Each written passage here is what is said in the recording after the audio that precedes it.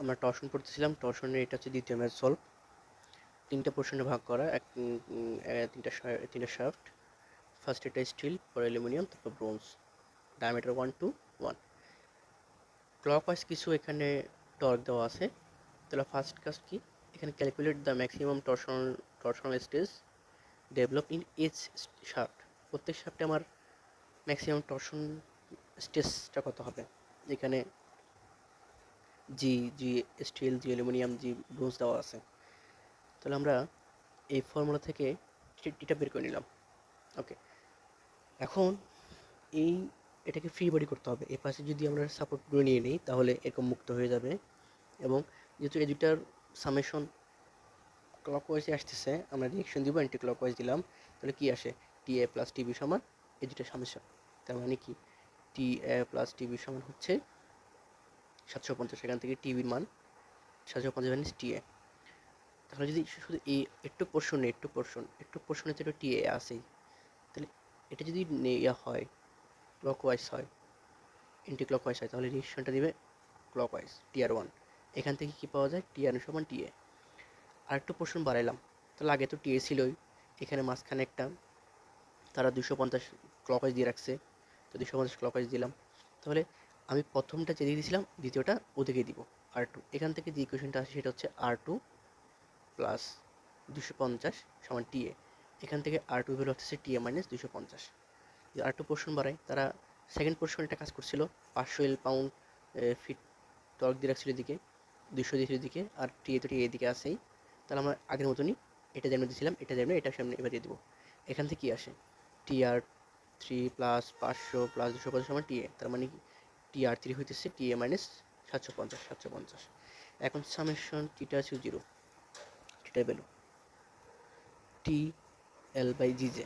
তাহলে TR 1 L A B by G, যে হচ্ছে পোলার মোমেন্ট অফ ইনার্শিয়া, যে ফর্মুলা পাই/2 R square, plus TR two এটার জন্য এলবিসি, এটা বিসি লেন্থ, জি অ্যালুমিনিয়াম যেহেতু মাঝখানেরটা, পাই/2 1 স্কোয়ার, এটা ডা ছিল 1 এরপর এটা থার্ড, টিআর 3 সিডি ডিস্টেন্স, জি ব্রোঞ্জের, তোর পাই/2 0.5, এটা ডা ছিল 1, তার রেডিয়াস হয়ে গেছে 0.5 পাওয়ার 4। টিআর 1 এর মান টিএ, তাহলে R2 মান টিএ মাইনাস 250, R3 মান টিএ মাইনাস 750 লিখলাম উপরে। এটা 6 ফিট, এটা 4 ফিট, এটা 3 ফিট, 6 ফিট 4 ফিট 3 ফিট। নিচে জি এর মানটা বসালাম, তাহলে 10⁻6 কাটা যায়, 10⁻6 কাটা যায়, 10⁻6 কাটা যায়, এখানে পাই/2 কাটা যায়, পাই/2 কাটা গেলে এবার থাকে। এখান থেকে আমরা আসলে টি এর মানটা বের করতে পারবো। তাহলে ক্যালকুলেশন করে আমরা টি এর মানটা বের করলাম। টি এর মান হচ্ছে 367.64। তাহলে R1 এর সমান টিএ সেম, R2 সমান টিএ মাইনাস 500, এটা থাকে। আর R3 সমান হচ্ছে টিএ মাইনাস টি।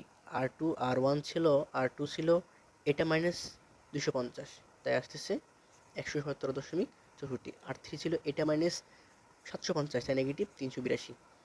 এবং টিবি আর টিএ সামেশন যোগ করলে 750 হতো, তাই এদের বিয়োগফল করে এটা পাওয়া গেছে। এখন কথা হচ্ছে, এই টিআর 3 নেগেটিভ আসছে কেন।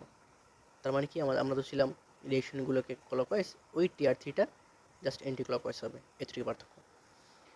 এখন যেহেতু টর্শনাল স্ট্রেস বলছে, স্ট্রেস সমান টিআর/জে, টিআর 1 বি আর হবে বির, যা হবে পাই/2 0.4। এখানে প্রত্যেকটা দিয়ে দিলাম, R1 R2 R3 মান বসাবো, আর এবিসি আর সিডি রেডিয়াস বসাবো।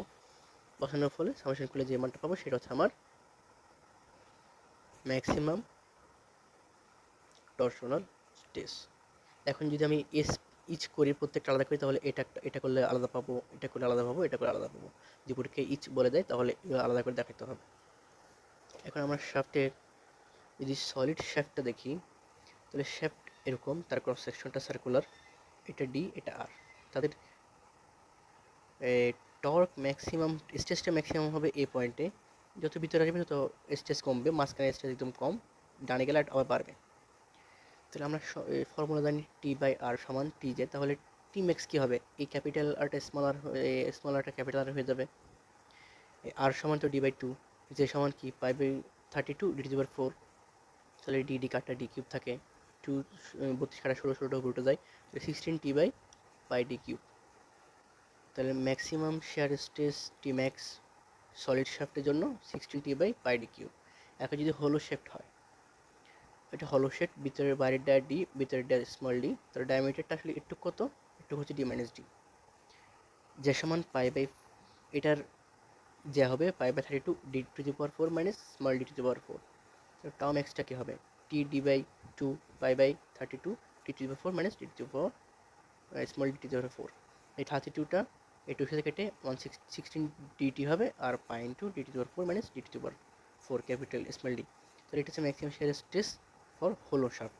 এখন যদি একটা প্রবলেম সলভ দেখি, show that the hollow circular shaft whose inner dia is the half of outer dia has a torsional stress equal to the 15 by 16 of that a solid shaft of same outside diameter। তার মানে outside diameter দুটার same, তবে একটা হোলো হবে একটা solid হবে, হোলোটার ভিতরের dia বাইরের ডায়ার অর্ধেক, তাহলে হোলো শেফটের outer dia D, inner dia d by two, আর সলিড শেফটের ডায়া হচ্ছে ডি।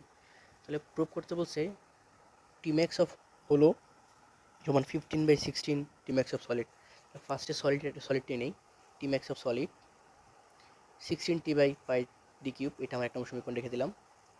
তারপর আমি যদি টি ম্যাক্স অফ হোলো নেই 16 T D by pi capital D T by 4 by small D T by 4, সব সেম রাখলাম, এখানে ডি টি বাই 4টা কমন নিয়ে নিলাম, তাহলে 1 minus D T by 4 by D T by 4, এটাকে কমন নিয়ে একেবারে উপর 4 লিখলাম, সব সেম রাখলাম। এখানে